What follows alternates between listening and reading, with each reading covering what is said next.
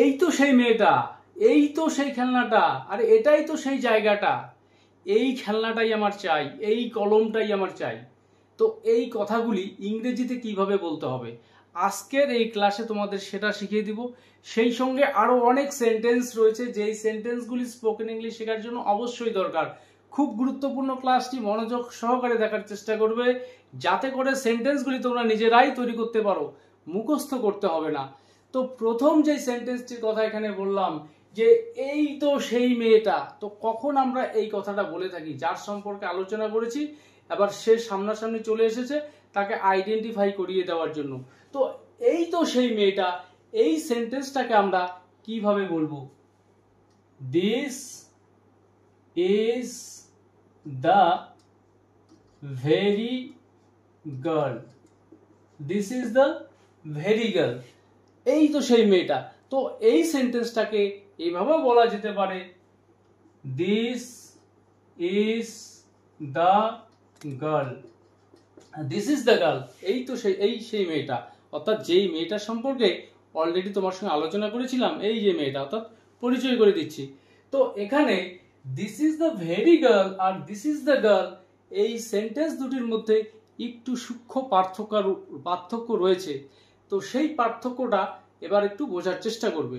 তো this is the very girl, এই কথাটার দ্বারা এটা বোঝানো হচ্ছে, অর্থাৎ এই যে মেয়েটা, তার মধ্যে একটা আলাদা গুণ রয়েছে, কোয়ালিটি রয়েছে, অর্থাৎ বাকিদের থেকে আলাদা, ইউনিক।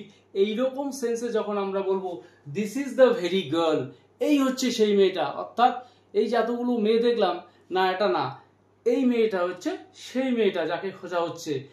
অর্থাৎ যেটা বাকিদের থেকে আলাদা, এই রকম সেন্সে যখন আমরা বলবো this is the very girl, এই তো সেই মেয়েটা, আর দিস ইজ দ্য গার্ল, এই হচ্ছে মেয়েটা যার সম্পর্কে বললাম।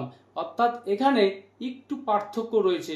তো পরের সেন্টেন্সগুলি বোঝার চেষ্টা করো, এটাই সেই জায়গা, অর্থাৎ এই জায়গাটা, যতগুলো জায়গা খুঁজছি ওই জায়গাগুলো এটার মতো নয়, এটাই হচ্ছে সেই জায়গাটা, যেই জায়গাটার কথা তোমাকে বলছিলাম।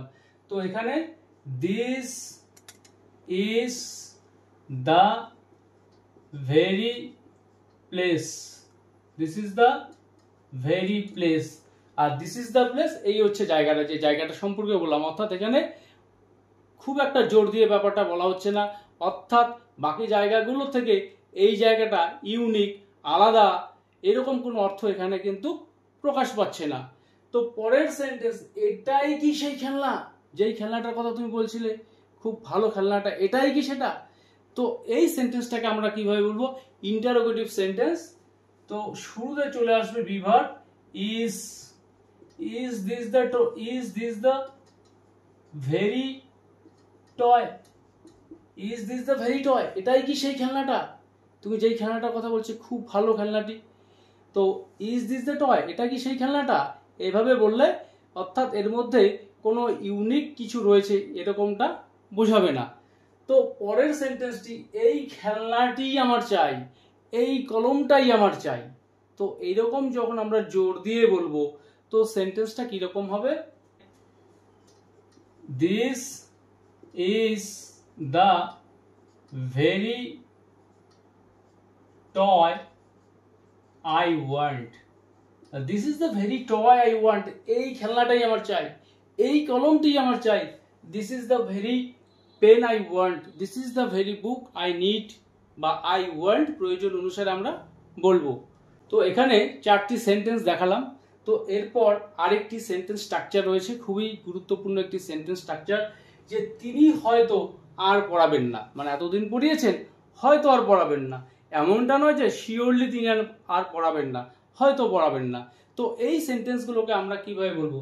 তিনি হয়তো আর পড়াবেন না, তো হি মে নো লঙ্গার, হি মে নো লঙ্গার টিচ, তিনি হয়তো আর পড়াবেন না। তো এই সেন্টেন্সটাকে যদি আমরা এভাবে বলতে চাই, তিনি হয়তো পড়াবেন না, হয়তো পড়াবেন না, সেই ক্ষেত্রে হি মে নট টিচ। বাট এখানে সেন্টেন্সটা বলা হয়েছে তিনি হয়তো আর পড়াবেন না। তো এই যে আর পড়াবেন না, এর জন্য আর না, এর জন্য আমরা ব্যবহার করব নো লঙ্গার। তো তো তিনি হয়তো আর পড়াবেন না, হি মে নো লঙ্গার টিচ। পরের সেন্টেন্স, সে হয়তো আর আমার সাথে কথা বলবে না, হয়তো আর বলবে না, এটা আমার অনুমান। তো এই সেন্টেন্সটাকে আমরা বলবো she may no longer talk to me. she may no longer talk to me, সে হয়তো আর আমার সঙ্গে কথা বলবে না। তো এই স্ট্রাকচার দিয়ে দুটি সেন্টেন্স দেখালাম। তো এই সেন্টেন্সগুলি তৈরি করতে গেলে যেই স্ট্রাকচারটি তোমাদের ফলো করতে হবে, শুরুতে সাবজেক্ট, তারপর মে নো লঙ্গার, হয়তো আর না, কি করবে না, তারপর নিয়ে আসবো আমরা এখানে ভার্বের মেইন ফর্ম। তো এই স্ট্রাকচারকে ফলো করে এই রকম প্রচুর সেন্টেন্স রয়েছে ডেইলি লাইফে, তোমরা প্রচুর বলে থাকো, তো সেই সেন্টেন্সগুলি তোমরা বলার চেষ্টা করবে। তো এরপর আরেকটি সেন্টেন্স স্ট্রাকচার রয়েছে, মনোযোগ সহকারে দেখার চেষ্টা করবে যে তুমিও বাকি সবার মতো কথা বলছো, মানে বাকিরা যেরকম করে বলছে তুমিও সেরকম করে বলছো বাকি সবার মতো করে, সেও বাকি সবার মতো দাবি করছে।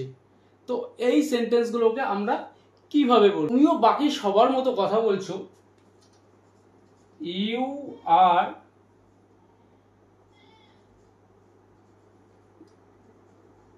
Talking like everyone else. তুমিও আর বাকিদের মতো কথা বলছো, you are talking like everyone else.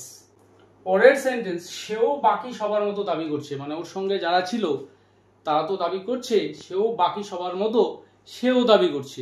তো এই সেন্টেন্সটাকে আমরা বলবো he is demanding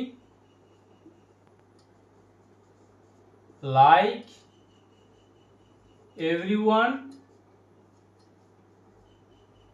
else. He is demanding like everyone else, সেও বাকিদের মতো বা বাকি সবার মতো দাবি করছে।